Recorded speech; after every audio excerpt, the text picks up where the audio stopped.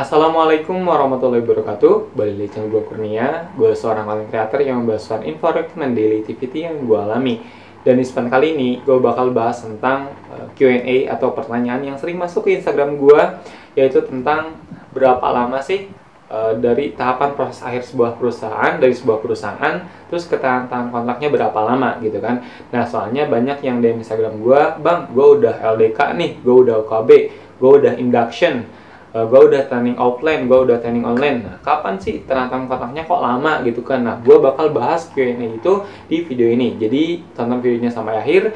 Jangan lupa buat klik like kalau kalian suka, juga jangan lupa buat klik share ke teman-teman kalian biar pada tahu tentang video ini. Juga jangan lupa buat klik tombol subscribe biar gak kalian video terupdate dari gue.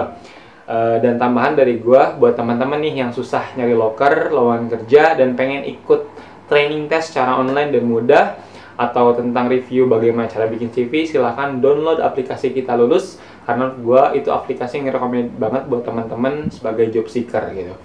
Bingung di mana cari lowongan pekerjaan yang terpercaya? Ada ribuan loker terbaru setiap hari dan sudah diawasi Kominfo. Semuanya ada di Kita Lulus. Kamu bisa dapetin lowongan kerja di sekitar domisili atau sesuai pendidikanmu. Mulai dari SMA, SMK, sampai S1. Dan kemudahan cari loker magang atau full time di rumah aja atau ke kantor. Temukan pekerjaan impianmu di Kita Lulus. Download lewat link di deskripsi.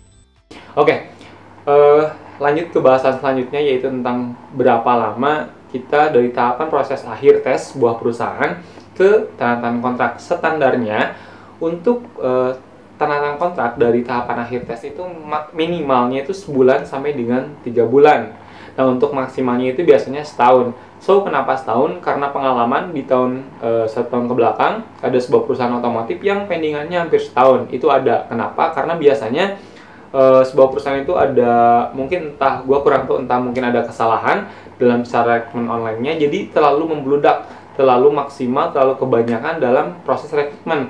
Dia menyatakan oke, dia dinyatakan lulus, namun ternyata kebutuhan operatornya itu tidak lebih dari banyaknya yang keterima gitu. Jadi ada pemendingan. Nah, kayak gitu. Jadi standarnya itu 1-3 bulan, sedangkan maksimalnya bahkan bisa 1 tahun kayak gitu. Nah, tapi rata-rata kebanyakan perusahaan-perusahaan otomotif itu standarnya 1-3 bulan. Nah, gue juga pengen nambah ini untuk terkait gaji, karena banyak banget yang pengen nanya tentang gaji ke Instagram gue juga. Gue sedikit kesel, enggak sih, cuma kayak belum juga kerja tapi kok udah nanya ke gaji.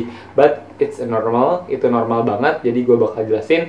Untuk gaji rata-rata normalnya itu biasanya untuk sebuah perusahaan otomotif itu ikut dengan UMR atau UMK dari kota atau kabupaten tersebut. Nah, rata-rata untuk Kabupaten Karawang itu sekitar 47, bahkan ada yang nyampe 5,3 kayak gitu. Jadi sebelum kalian pengen tahu gaji kalian di perusahaan tersebut berapa, silahkan review dulu UMK atau UMR-nya berapa daerah tersebut. Nah, untuk gaji pokoknya berarti segitu kayak gitu.